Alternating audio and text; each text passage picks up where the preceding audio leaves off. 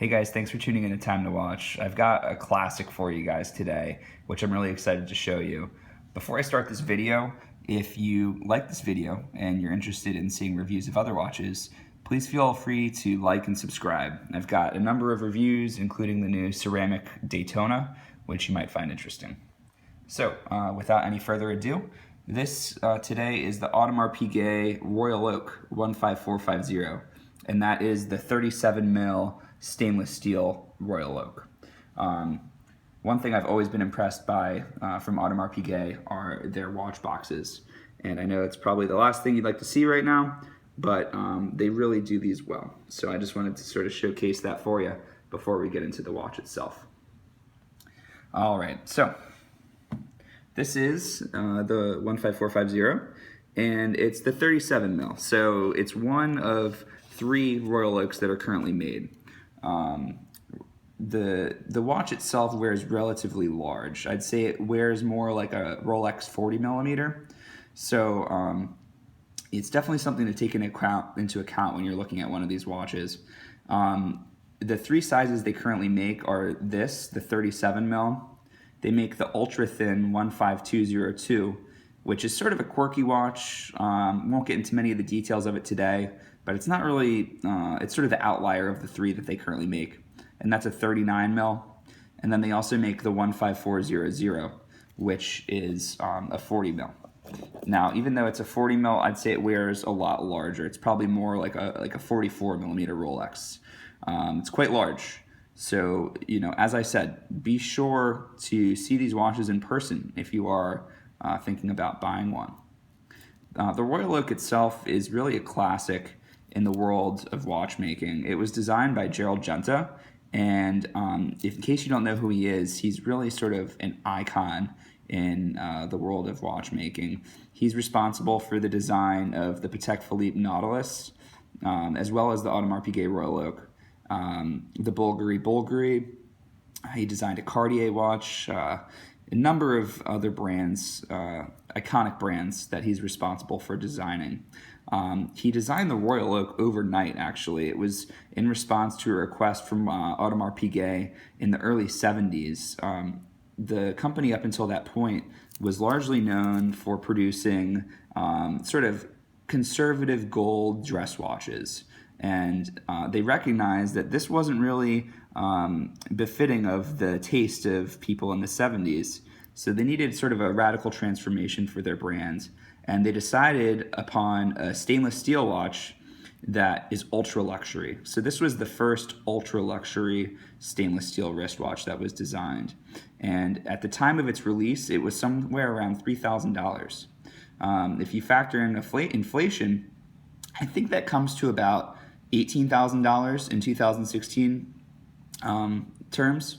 So it was actually more expensive than comparable gold watches from Rolex at the time, which is just absurd to really contemplate.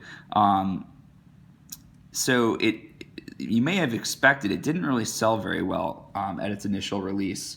And I think that's largely due to the fact that people weren't comfortable with spending that amount of money on a steel wristwatch. It just really didn't make sense. Pardon me one second. All right, so just wanted to show it on the wrist here. It really didn't make sense to people. So as a result, it didn't sell well for very long. And it took a few years for it to catch on. When it ultimately did, it sort of turned into this iconic watch in the world of wristwatches. I'd put it up there with a Rolex Submariner, a Rolex Daytona, a Cartier Tank, a Breitling Navitimer, the Omega Speedmaster. It's in the same sort of category of iconic watches as any of those watches that I just mentioned. So it's definitely a little bit more of a recognizable watch, and I will admit it's one of those designs that you either hate or love. It's definitely got sort of its own flair to it, and I actually like the design. I think it's quite cool. It was designed to sort of emulate a ship's porthole, which is why you have these 8 hexagonal screws on here. And you'll notice they're all sort of angled parallel to the crystal of the watch. They also do a fantastic job with their dials. I don't think you'll really find many dials on the market that are this captivating with the light, and they really just, it has so many different hues and colors and textures that you can see depending upon the light, which is really fantastic. The 15450 only comes in this silver dial. So you can get the 15400 with a blue dial or a black dial, but for the moment, this one's only coming with this dial. And just take a look at the movement here. This is the Audemars Piguet 3120 movement, and they use this in a number of their watches, but it's really just quite beautiful. And the way that they decorate their rotors is fantastic. This is a 22 karat gold rotor, so it's quite heavy, and it's very efficient in winding the watch. And just the meticulous detailing here, it's all done by hand, and it's really fantastic. One thing you do have to be careful about with these watches is the fact that they are very highly finished. So if you look at the integrated bracelet here, you'll see that it has this very unique sort of polishing, or brushing I should say, that is all in line here. So you never want to brush or polish this watch on your own. You always want to send it to Audemars Piguet, because it's very easy to mess up the finish of this watch.